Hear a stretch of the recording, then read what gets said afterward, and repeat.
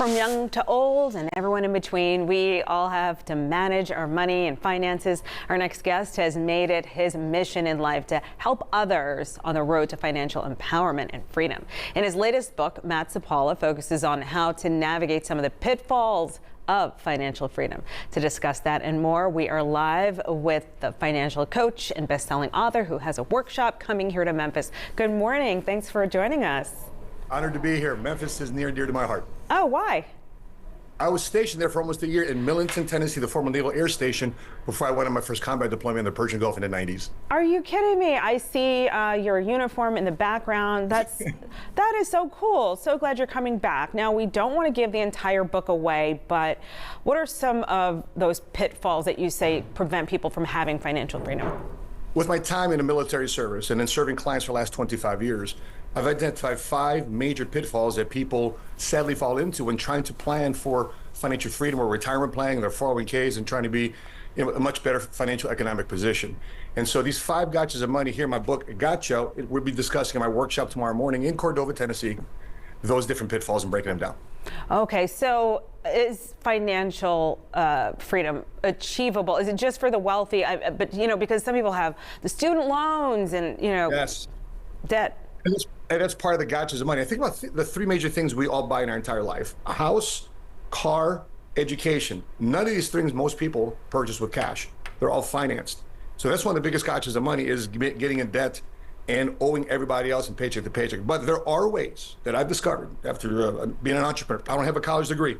I had a 2.2 GPA in high school. Once finally somebody broke down the things I needed to know about money, money started to coming to me, and I started attracting money versus repelling it. And you speak nationally. I mean, so you're a millionaire. Correct. Many times over, yes. Okay. Yes. Okay.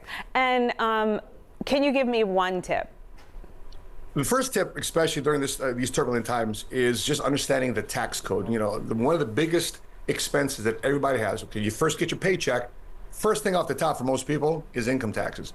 So you have to deal with that, though, in your 401k. Oftentimes people think that their 401k, that's their money. Let's say you have $100,000 or $500,000 or even $1 million in your 401k. That's not all your money. Portion of that is Uncle Sam's. Thank God Tennessee doesn't have these stringent income tax, personal income taxes. But when you look at many different ways of taxation, there's ways to accumulate your wealth without paying a dime of tax. There are ways to access your wealth without paying a dime of tax. There's ways to transfer that wealth to blossom and value to the next generation, creating generational wealth without paying a lot of tax. By the way, Memphis used to be the big hotbed of life insurance in the Black community in the early 1900s, as evidenced by the big building there in downtown, Universal Life Insurance Corporation.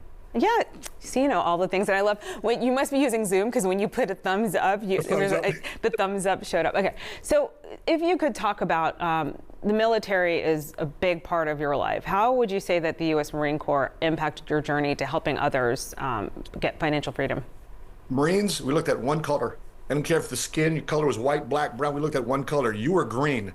You're light green or you're dark green. And when we looked at people that way, we looked at money that way, we started understanding, okay, we all get paid the same way. We're in the same uniform. We're together. We're a team. But how come some Marines are broke and how come some Marines have money? It's just the understanding of the mind. So my outcome of the workshop tomorrow, and by the way, next month is Financial Literacy Month. We have an office there in Cordova, Tennessee. So people Google PHP Memphis, you'll be able to find these free financial classes next month. In addition to myself coming there tomorrow morning.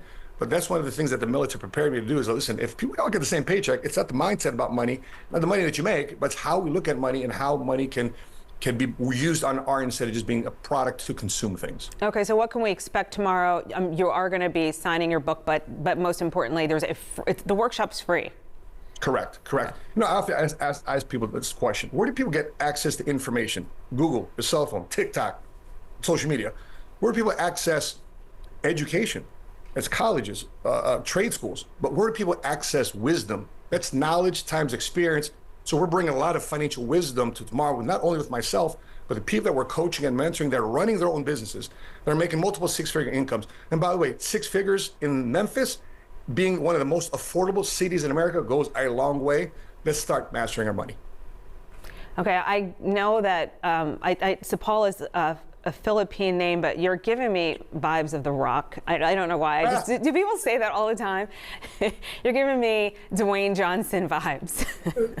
Pitbull called me one time, Little Rock's. Pitbull, Little Rock's cousin. the singer, the producer? Correct. Okay. Mr. Worldwide, yeah. All right, a little name drop. Okay, well, no, Matt Sapaula, thank you so much for joining us, and we look forward to your workshop in Cordova Saturday, and we were able to put your information up on the screen for you. Appreciate it. Thank you.